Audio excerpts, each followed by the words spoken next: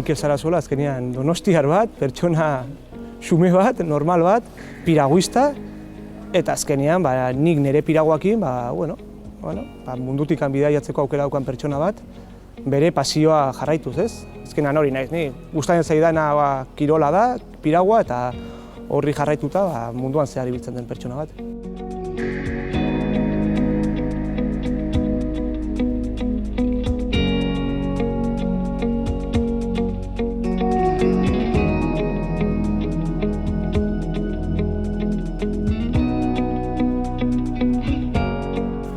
Bueno, ongi etorri Mikel, Donostiara etorri gara, zeure herrira, eta hasteko eta behin gure saioari izena eta hor eginez, zuzen galdetuko dizut.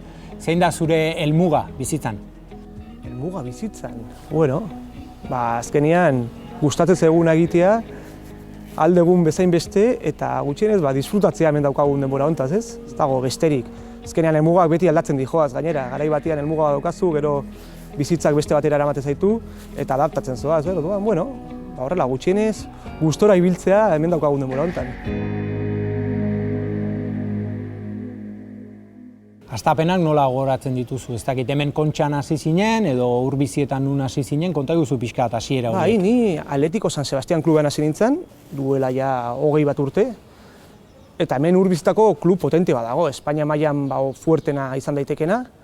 Eta udarako ikastaro batian hasi nintzen, azkenean, txikitan ez nintzen geldirik egoten, eta gurasoek azkenean zerbaitetan apuntatu behar ninduten udara guztian zerbait egiteko, ez egoteko egun guztia beraiek molestatzen, eta piraguan apuntatu ninduten urte batian, eta ia esan, komentatu zidaten Urbiziak egiten zituztela, eta klubera sartu nahi nun, eta behin probatuta, ez nintzen, hor txundituta utzien nindun kirolak, lehenengo aldiz Ibaira joan ginean hemen Urumea Ibaian, gainera ez pentsa oso urrutira joan ginenik, txundituta utzien nindun, eta asko gustatu zitzaidan, azkenean iritikan aterata, naturan sartuta nik ez nula hori bat ere ezagutzen, eta beste kirol oso desberdin bat egiteko aukera eman zidan, eta horrekin jarraitu duen hortik aurrera.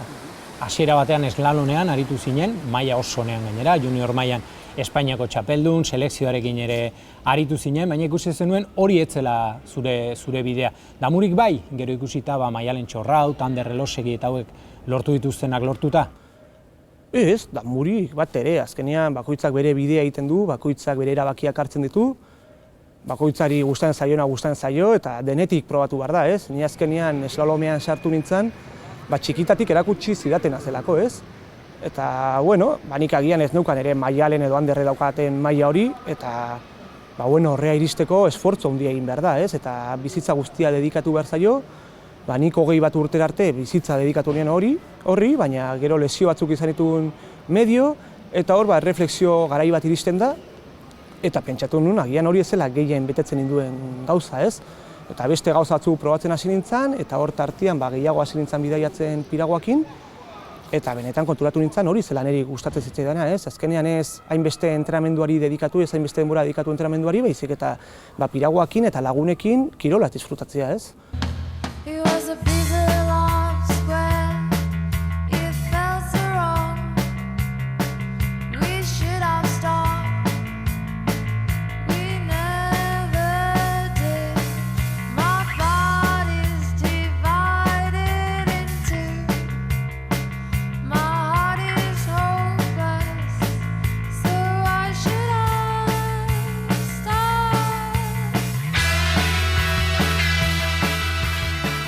Gaur egun zer da zuretzat piraguismoa, muturreko kaiaka, zer da, zer ematen dizu? Zer da, azkenean, bilakatu da mundu batian, niretzako bidaiatzeko aitzaki bat, esan ezagun.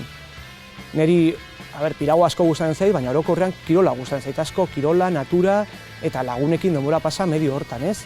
Eta piraguak hori ematen dit, azkenean nik zortea izan dut, hainbeste urte dedikatuta, maila on batera iritsi naizela piraguan, eta horrek ematen dit aukera, beste jende asko egin ezin ditzazken gauzak egiteko nik piragua bidez, ez? Eta horrek eman dit aukera mundu guztian zehar bidaiatzeko, sekulako tokietara iristeko, piraguan medio, ez? Azkenean, ibai askok ekarri dituzte abentura asko, bestela sekula iritsiko ez liratekenak, ez?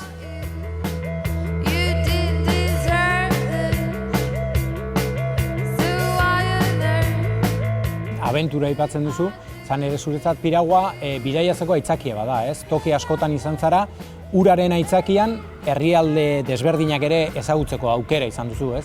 Bai, azkenean hau prozesu bada, ez? Ni lehenengo aldiz hasi nintzanean, kaiak estremoa deitzen diogun hontan, gehien deitzen ninduna zen adrenalina hori, ez? Azkenean, jutea toki oso urrunetara, baina sekulako ibaia jaistera, ez? Urlaster handiei aurre egitera, eta azkenean erronka berrien bila, ez?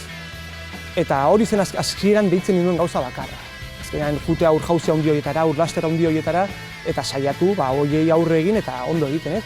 Baina horrek ekarri du azkenean asko bidaiatzea eta tartean beste disfrute asko topatzea, ez? Azkenean ez nekiela gustatzen gara ere, azkenean ez nitunak ezagutzen eta luzera askoz gehiago erakartzen nautena, ez? Ez dela bakarrik zei bai egiten dugun, zeu laster egiten dugu, baizik eta nora goazen hori egitera, zein tokitara goazen eta bidean topatzen ditugun gauza guztiak, ez?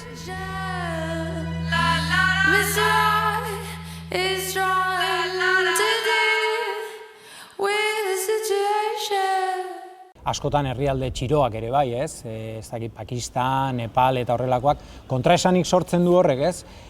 Zu hemendik zoaz herri aberats batetik esan dezagun, zure piragua hartuta ara disfrutatzera, eta hangoak begiratzen dizute, esan ez moduan, jo, begira hau, ez? Gure herrialdera dator gozatzera gu hemen horrela gauden bitartean, ez? Kontraesanik bai alde horretatik? Hombre, kontraesana guztiak sortzen dizkizu, ez?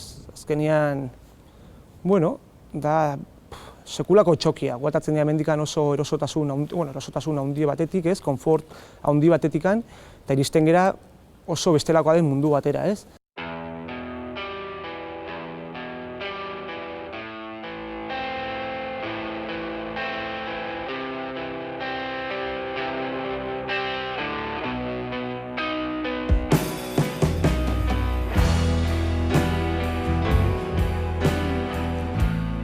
Humiltasun guztiak jun behar daria, eta jendeakin disfrutatu, partekatu, bertan dauzkagun une horiek, ez? Eta beraiek ez dute gaizki hartzen, zu ondo baldin bazoaz eta errespetatzen badituzu, eta azkenean pertsona ona baldin bazera beraiekin, azkenean egiten duguna da esperientziaz disfrutatu, baina bai beraiek eta bai guk, ez?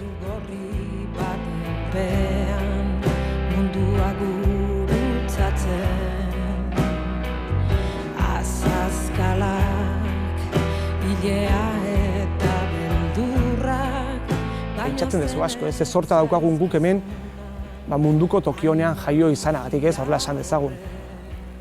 Sekulako, ez dakit, abantaila daukagu besteekiko zen guk aukera daukagu tokio horietara jun eta gero itzuliar izateko, ez? Beraiek ez daukate aukera hori, jende asko ere, ez da beraien herritatik atera eta oso goera zailean bizi dira, baina egia esan, ez nuke esango gu beraia baino zoriontsu geranik ere, ez? Zoriontsuago geranik ere. Azkenean beraiek bizimodu hori daramate eta pozik daude normalean bizimodu horrekin. Eta bai, flipatu egite dute guk egite dugun gauzekin, baina aldi berean askotan etet ikusten enbidia puntu hori ere, ez?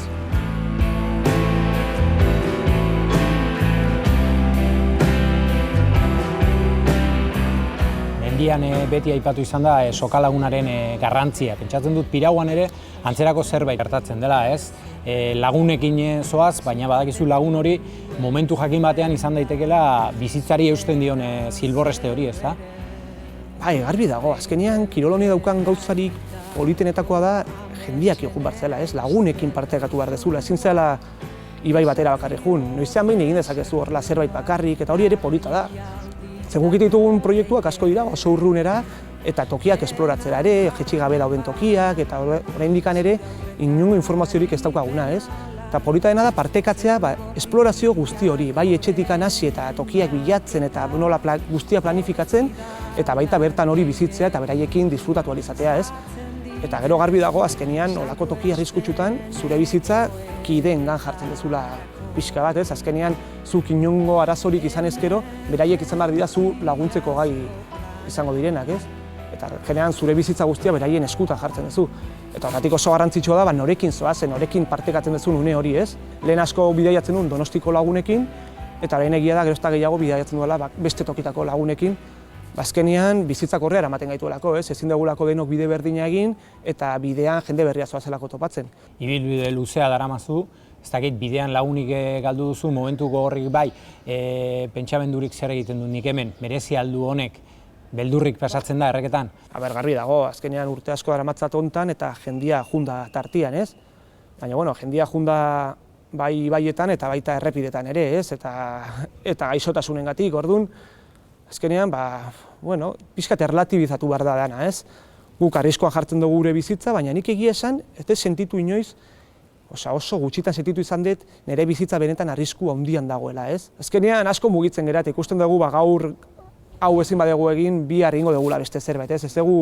Ni janez gehiegi obsesionatzen arrisku handiei aurre egiten, ez? Bai egia da, gazteago ginenean, kontrol gutxiago geneukan, informazio gutxiago, eta bilezia gutxiago ere, ez? Eta azkenean, arriskuak normalean handiagoak izaten ziren. Eta gaur egun, niretzako oso horrexak diren gauza asko, gazteago nintzenean askoz arriskutsuagoak ziren. Neukalako gaur egun daukadan esperientzia, gaur egun daukadan teknika hori, eta buruak ere zuen berdin funtzionatzen, ez? Azkenean askoz gehiago forzatzen zenun. Eta orduan bai, prozesu hortan jendia jundela, baina bueno, azkenean guk erabakitzen dugu, nora jo nahi dugun eta zer egin nahi dugun bizitza honekin, ez?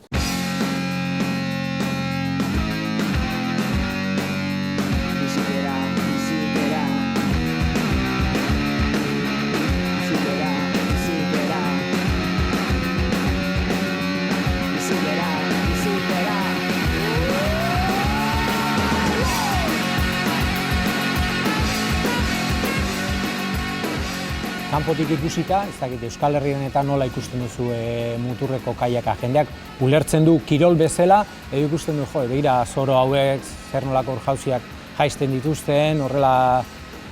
Ez dakit zer erantzun egia esan, azkenean hori beste galdetu behar zaie, ez? Nik uste dut erakutsi degula azkenean, hau ez dela zoroen gauza, azkenean zoroen gauzak, zoroak oso denbora gutxi irauten du kirol hontan, ez? Baina nik uste dut gu demostratu degula denborakin, ez? Azkenean hasieran bai jendea pentsatzen zula erotuago ginela, baina gure lana izan da pixkat ere erakustea hau ez dela eroen gauza. Azkenean gauzak oso meditatua daudela, oso entrenatuak, oso praktikatuak.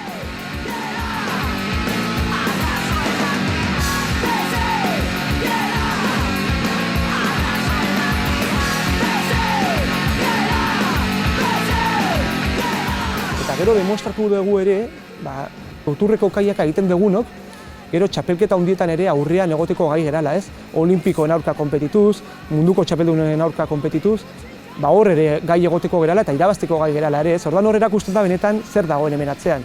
Teknikoki ona gerala eta ez gera lauero ez daukagunak inungo kontrolik ez. Hemen atzean sekulako lana dagoela eta gauzak buruekin egiten ditugula. Eta hori izan da azkenan gure lana, ez? Eta bagia da txapelketek ere hortan asko lagundu dutela.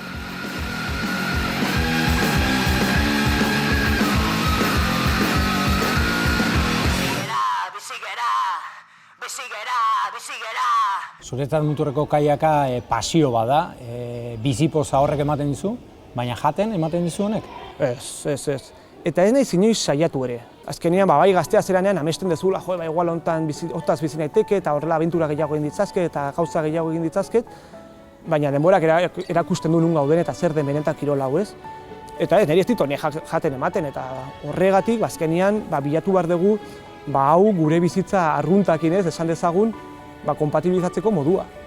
Eta horrela, azkenean duela 3 bat urteia, hostel bat montatu nuen hemen Donosti, eta hori da gaur egun niri jaten ematen didana. Eta baita ere, bizitza mota hau mantentzeko aukera ematen didana, ez? Bukatzeko, Mikel, ez dakit ze ametxe daukazu bai bizitzan, bai muturreko kaiakean, ze erreka daukazu buruan sartuta. Egia esan, azkeneko urteetan bete ditut amets gehienak esan daitekena, ez? Txikitan amesten ditunak behintzat. Munduko ibairik handienetakoa jetxi ditu dagoeneko, toki urrunenetara jun naiz dagoeneko, amets asko bete ditut. Eta orduan, gaur egun ametsa da, pixkat hildo hontatik jarraitzea, ez? Izatea beti, burua beti pentsatzen beste proiektu berrietan, eta gotea toki berriak eta jende berria, esperientzia hauek betetzen jarraitzeko, ez?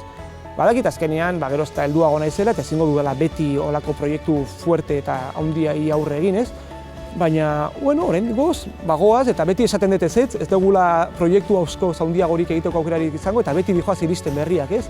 Beti gaudelako gauza horietan pentsatzen eta azkenean urtek ere ematen digutelako abilezia hori beti proiektu handiagoak topatzeko, ez?